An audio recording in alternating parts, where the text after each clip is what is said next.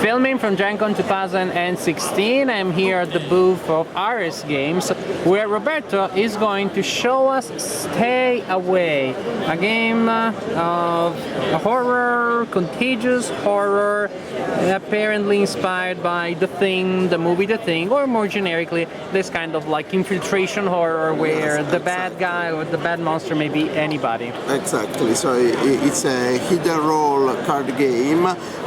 Here at the GenCon we have a sort of a pre-release for this game because this was kick-started by the designers of the game I think about 2 years ago, and this, by the way, it's the same design team that created last Friday, which is one of our main releases here at GenCon.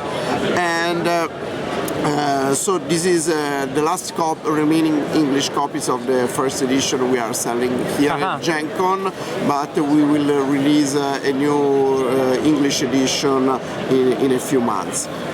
So probably around the end of this year, early 2017.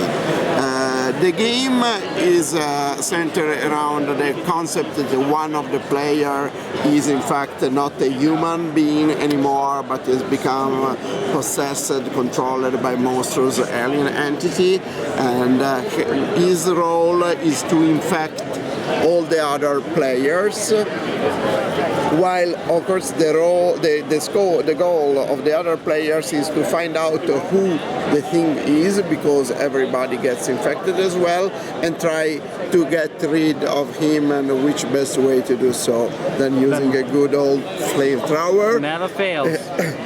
And so the game plays well up to 10 people, maybe even 12 people in fact, and so it plays very well as a game with a large group.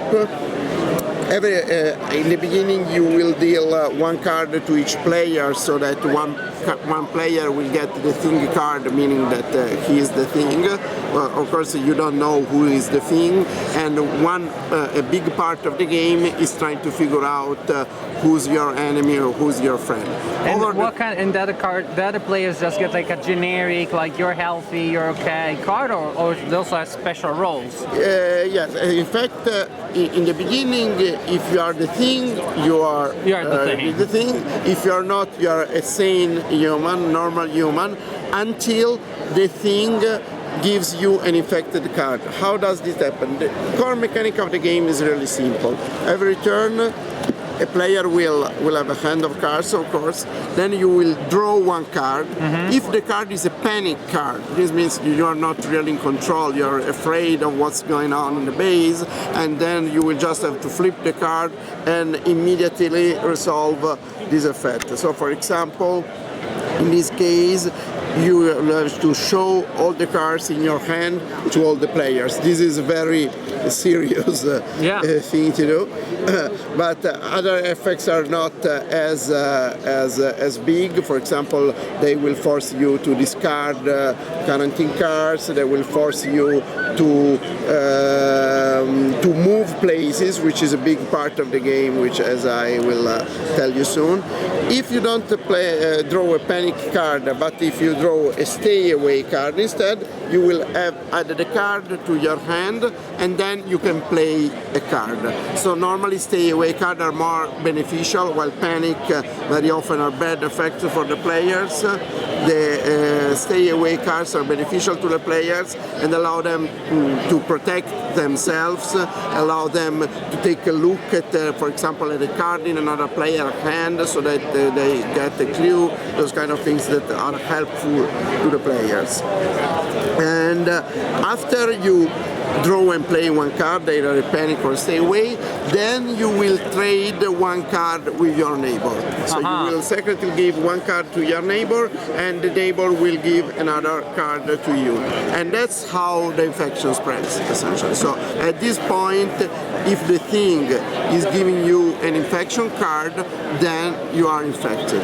Of course, only the thing can give out infection cards. So if you receive one, you know that the other player is the thing, but in fact you are not going to tell, because you are now his ally. So you are now playing on his team, not on the human team anymore. And And Is it possible for other players to simply draw the infected cards from the yes, it is possible, but if it happens, it's just a card somehow, say, reduces your hand size, Okay. but you are not infected. You're not. You can ignore. You're allowed to ignore you can the ignore effect. the effect. The thing is that it's also, say, a false clue, because if I have an infection card in my hand, someone takes a peek at my hand and look at, oh, you're infected. I'm not. No, I'm not. I just drew the card. Oh, that is super. That is super sweet. Yeah, yes. And the other thing, of course, that infected players who draw infection cards can also give them to the thing player, so to help him to spread the infection faster. Of course, there is this funny party game-like idea that many times during the game you will actually physically move from one place to another. There are several cards who direct you to change your place, to swap your place with another player, because that helps, of course, with the trade cards with your neighbor mechanic.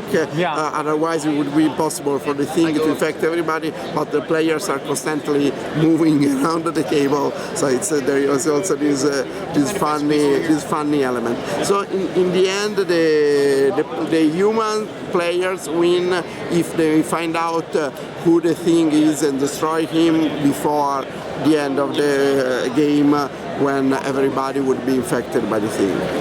Excellent. Seems like a very original, very inventive take on the classic, infiltrator, hidden role game ideas. Stay Away by Ars Games. You can try it here at GenCon 2016. Sold out for purchase, but you can buy it later this year. Yeah. Thank you, Roberto. You're welcome.